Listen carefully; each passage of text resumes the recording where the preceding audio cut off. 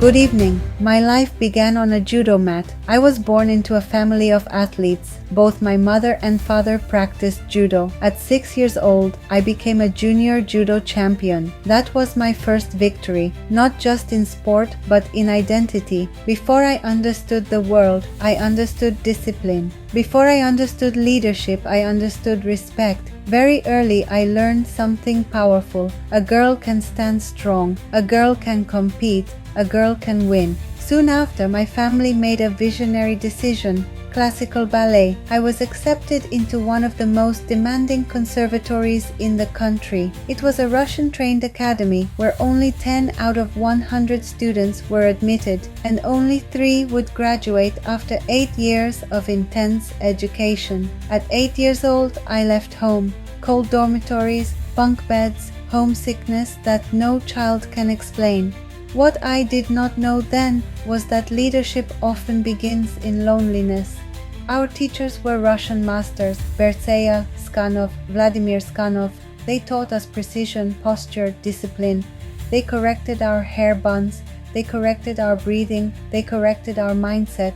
From them, I learned that excellence is repetition, success is endurance, and quitting is not an option. As a young girl, I understood something deeply. Pain can build strength. Structure can build freedom. After primary school, I performed in a major dance production alongside one of Turkey's biggest stars. At the same time, I was quietly building my own presence. My dream was always to explore the world. America was my ultimate vision.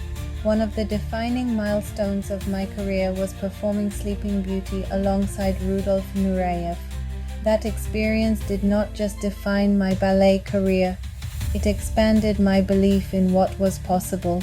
It allowed me to apply for US citizenship under extraordinary artistic ability. But here is what I learned. Talent opens doors, courage walks through them. Moving to the United States was not comfort, it was reinvention. As a woman, as an immigrant, as an artist, I asked myself, what else can I build? I became a licensed real estate broker. The exam required 150 questions. I solved 4,500 practice questions to prepare and passed with 80%. Then I pursued notary certification, a more difficult exam. 48 correct answers out of 50 required. I passed. Why? Because women in leadership cannot afford to be one-dimensional. We are often told, stay in your lane, stay in your field, stay in your identity.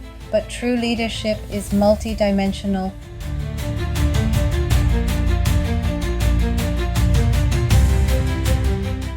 At the same time, I continued creating films. I attended international festivals alone. Everyone else arrived with teams, production crews, applause ready behind them. I was alone. At one festival, I approached a group of Italians and said, "If my name is called, will you please applaud for me and maybe record it?" They smiled, they agreed. When my film The Little Prince won, I walked to the stage, and behind me there was applause. In that moment, I understood something powerful. Sometimes women must build their own army in real time. My documentary Soma received innovation awards. Architects of Love earned 6 international honors. These were not overnight successes. They were handcrafted, emotionally driven, detail-focused works, built with vision, built with persistence. Throughout my life, people have told me what I could not do. Each time, I made it my mission to prove that I could. I come from a disciplined family, a military mindset, an educator structure. Excellence was not optional, it was expected. But perfection is not the goal, impact is. And today, life has brought me back to where it all began, sports. I now serve as president of the Boğaziçi Olympic Sports Club and as a member of the Olympic Committee. As we approach the 2028 Los Angeles Olympic Games, I feel something deeply personal.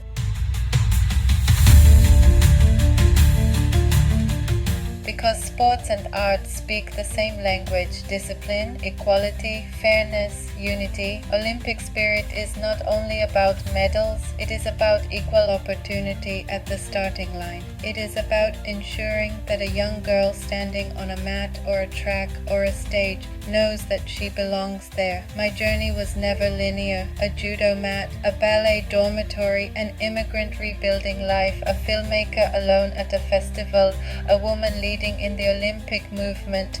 This is not a series of separate chapters. It is one continuous thread of resilience. And today, when we speak about women's leadership and Olympic equality, I want to say something clearly. Equality is not symbolic, it is structural. It is not about invitation, it is about access. It is not about applause, it is about opportunity. We do not need to be placed on stage, we build the stage. Women do not have to choose one identity. You can be strong and graceful, strategic and emotional, athlete and artist, lead.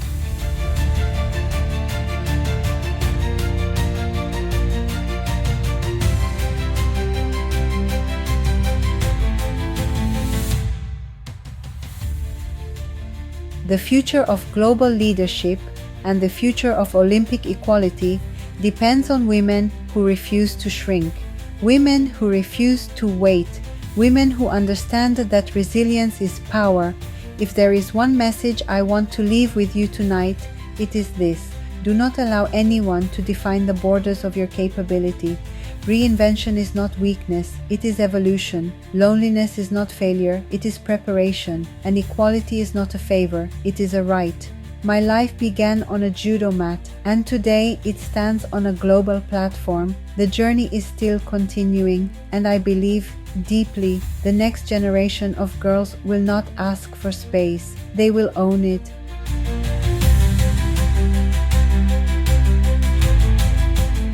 There is one story from my ballet life that defines who I am. One summer, I had a dream. I wanted to work in America, but at that time, the only way I could go from Turkey was by applying to work on a cruise ship, not as a dancer, but as a cocktail waitress. That was the only position available to me, so I applied. But here is what I did differently. I packed my costumes. I packed my music, I packed my ballet shoes, because I was not going there to serve drinks. I was going there to dance. When I first arrived, some Turkish waiters on the ship looked at me in confusion. They knew my reputation in ballet. They asked me, "What are you doing here?"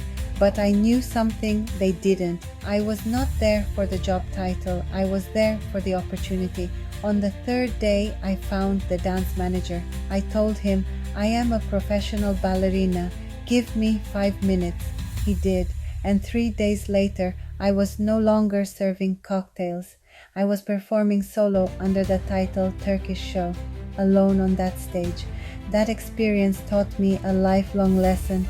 Never arrive empty-handed to your own dream. Even if the door opens in a small way, walk in prepared for the bigger stage. And my ballet life was colorful, but my desire to discover the world never faded. While performing across Europe, traveling country by country, I realized something. Art is not only performance, it is exploration. Asia called to me with its islands, its mystical atmospheres, its spiritual depth.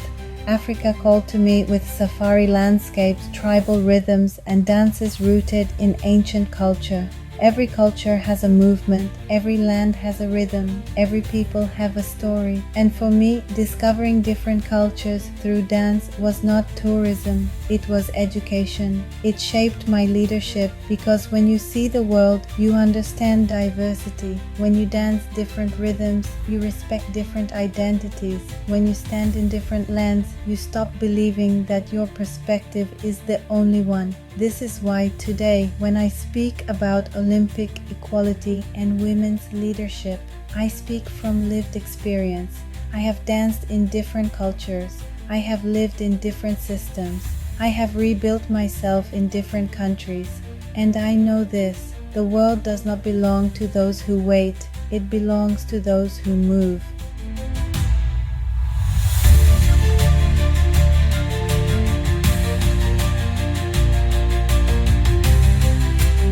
When I was on stage dancing through pain, something extraordinary happened. All the pain I carried, the physical pain, the discipline, the exhaustion, was seen by the audience not as suffering, but as beauty. And that transformation, that was power. To surrender yourself completely to the music, to the technique, to something beyond time. To feel that every eye in the audience is fixed on you, that their energy, their attention, their silence belongs to that moment. To feel them watching your precision, your control, your vulnerability in complete stillness. It was magnificent, and at the same time it was magnificently difficult, because perfection on stage is built on invisible struggle. Dance taught me vision, it taught me timing, it taught me awareness, it taught me leadership without words. Bringing something to the stage, staging it, directing it, was not only art, it was like directing life itself. That is why in my film work I create new identities drawn from life, new roles, new emotional landscapes, to embody different characters, to merge with their stories, to uncover within myself layers of joy, sorrow, strength, fragility, dozens of emotions waiting to be expressed. For me, acting and performing on stage is not pretending, it is discovering hidden parts of the human soul. And every time I step into a role, I do not lose myself. I expand myself,